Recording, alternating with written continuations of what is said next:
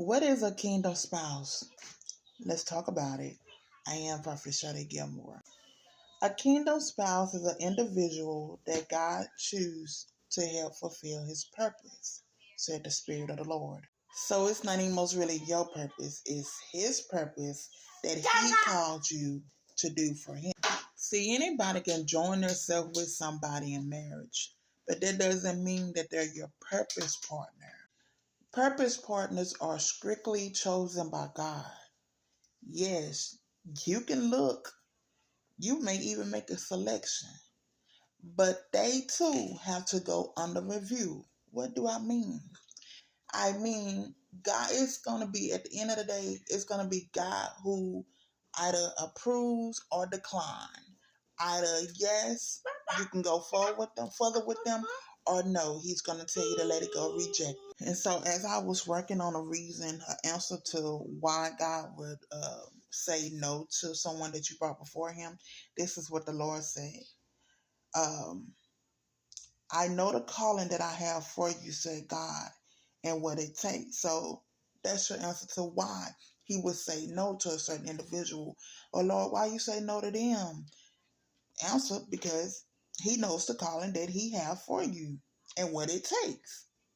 And this video actually was inspired by someone post that I saw on TikTok this morning. A young man who was saying that kingdom spouse is people that say they're delusional, and the whole kingdom spouse thing is false, basically. He ain't the first one I done seen on TikTok that said that.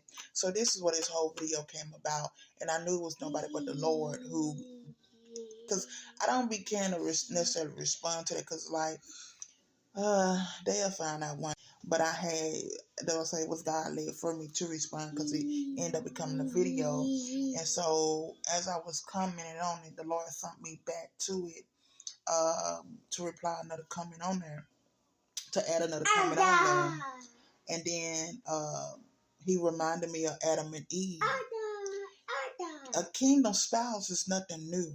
Kingdom spouse been going on since the beginning of creation. It's just proper the term kingdom spouse, but did not God create Eve for Adam? See, it's not a gender thing. We get lost on the gender thing. Well, I'm a man and you a woman. Oh, hear me roar. No, it's not a gender thing. It's a purpose thing. I'm going to say it again. Did not God create Eve for Adam to help him fulfill the purpose, his work that God had called him to do? Hello, somebody. Does that not make them purpose partners? Hello? See, I'm going to say it again. It's not a gender thing. It's a kingdom thing. Does not a purpose partner mean kingdom spouse? Hello? See, some of y'all be so loud and wrong on these videos. Instead of taking it back to the Lord and asking the Lord, Lord, is the whole kingdom spouse movement thing real? And it doesn't mean that everybody that's releasing kingdom spouse words are really speaking for God. But you can't say, oh, just because their message may not be real, that the whole thing is false. Because there is a such thing as a kingdom spouse, aka a purpose partner. Hello, Adam and Eve.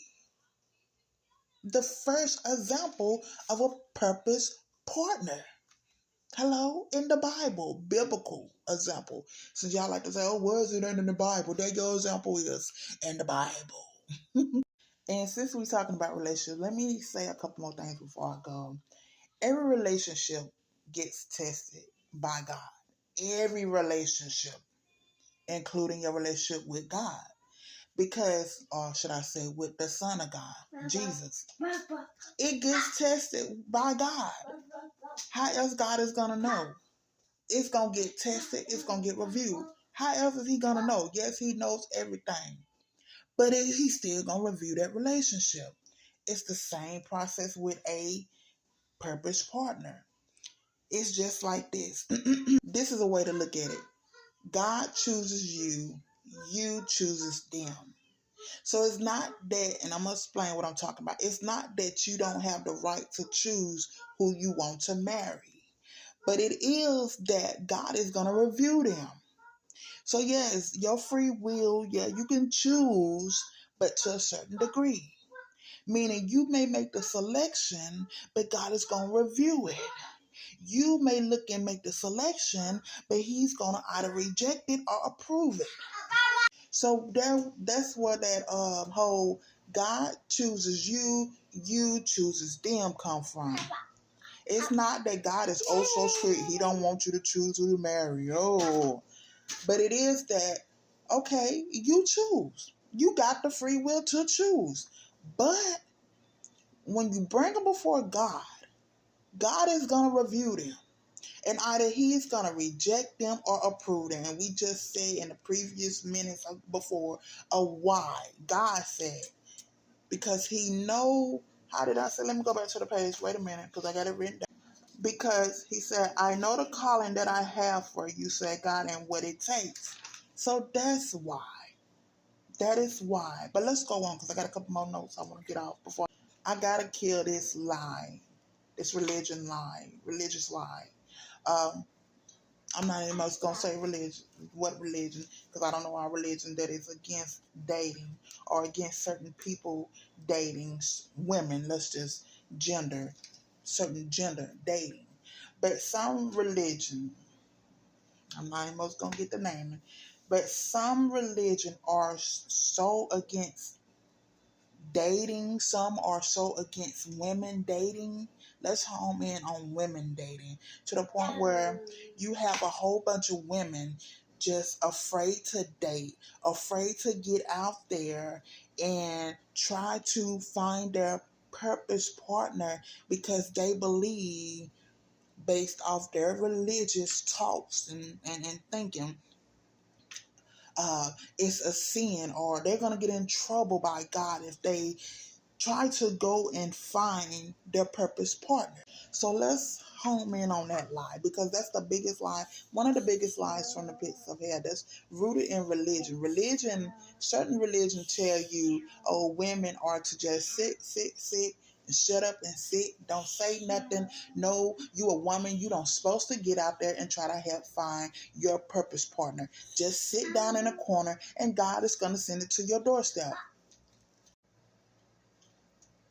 Okay, whatever.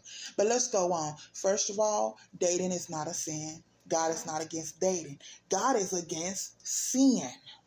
Now, if God did not personally come to you and say, in this season, I don't want you dating, then what are you doing? Why are you not dating? Hello? If he didn't come to you and personally say, I'm going to say it again, in this season or right now, or however he said to you, no on the dating, then why are you not trying to help find your purpose partner? Why are you not dating? Why are you not bringing somebody before the Lord for him to review? Just because you date don't mean you got to go to bed with them. Oh, let's go. Yeah. I'm just saying, that's the problem. We thinking, oh, we date, that mean I'm going to be in sin. I'm going to go to bed with them.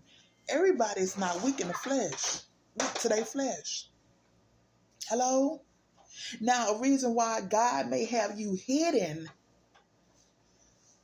that may be a reason why I said like that. A reason why God may tell you no to dating right now in this season, because he may have you hidden, because he's working on you.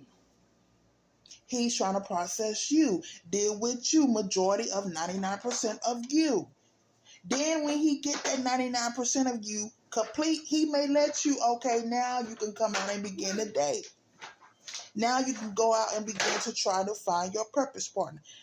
Now, let me tell you this before I go, because some of y'all take that and run with it and then, oh, well, you got in trouble. No. Okay? Now, there is a process to finding your purpose partner.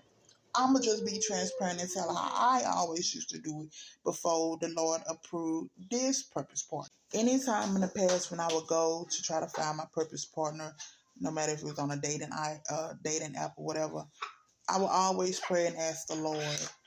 Once I bring them before the Lord, I would ask the Lord, example, like, Lord, is this the one that you have for me? Basically, Lord, is this my purpose partner? Of course, God is going to test them. He's going to review them. And that's what you wait. You wait on God to tell you yay or nay. But if he say no, it's no. It don't mean you shut the door to dating.